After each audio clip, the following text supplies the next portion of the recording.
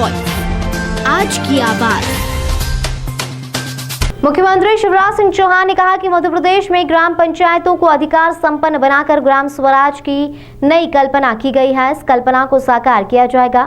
पंचायतों के मार्गदर्शन के लिए राज्य सरकार सदैव सहयोगी रहेगी।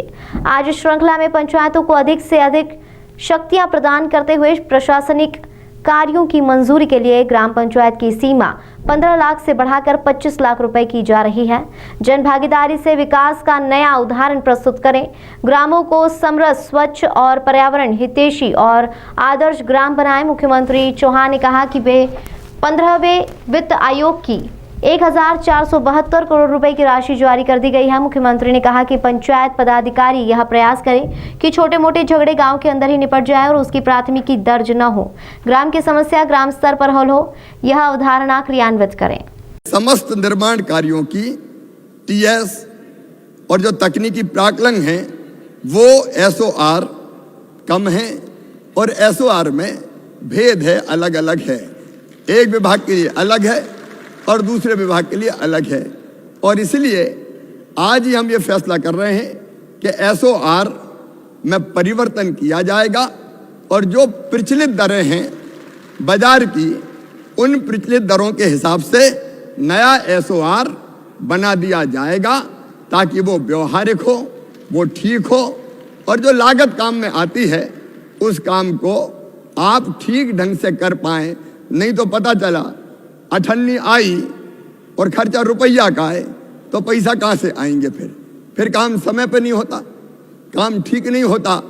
और इसलिए न्याय ये कहता है, मंत्री जी एसीएस बैठे आज ही, मैं वहां निर्देश दे रहा हूं, एसओआर की दरें तत्काल प्रभाव से बदल दी जाएं ताकि कुछ जगह पंचायत सचिव नहीं है, उनकी पूर्ति कर दी जाएगी और रोजगार सहायक स्थानांतरित हो सके, एक पंचायत से दूसरी में भेज दिए जाए तो यह भी कर दिया जाएगा।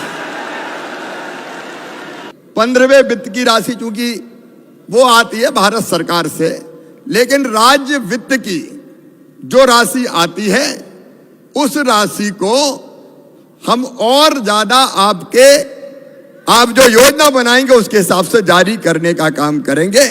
जो भारत सरकार का है वो हम भारत सरकार को लिखने का काम करेंगे।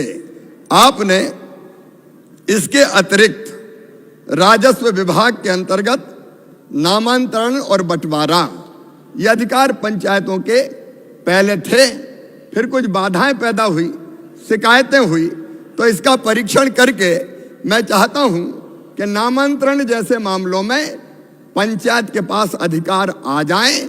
कोई गड़बड़ हो तो जिम्मेदारी अलग तय हो, तो उसकी व्यवस्था भी हम लोग तय करेंगे। इलाज की व्यवस्था के लिए मैं आपसे निवेदन कर रहा हूं।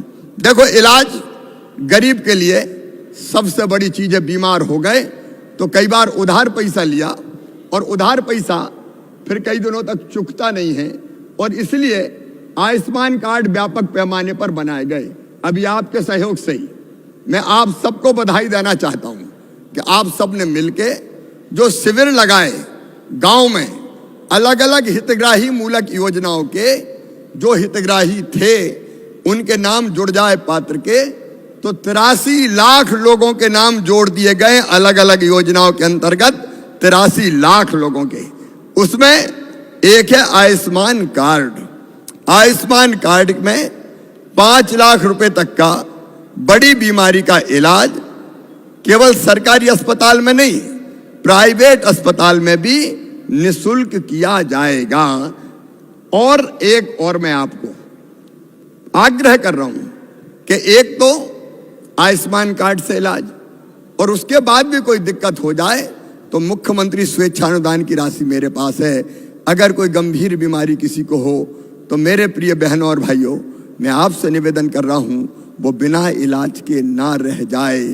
हमें खबर लग जाए, हम उसका यथासंभव इलाज करवाने का भरपूर प्रयास करेंगे ताकि कोई गरीब कैंसर का पीड़ित हो, ब्रेन ट्यूमर का हो, हार्ट का हो, कई की अप्रोच हो पाती है और कई की अप्रोच नहीं हो पाती, तो वो इलाज अपना ढंग से कर पाए।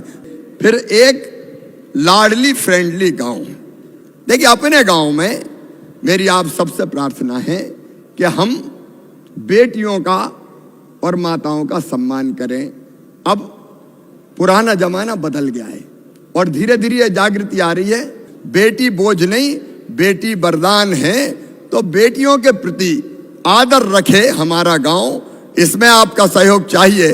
बोलिए मिलेगा तो बोलिए भारत माता की।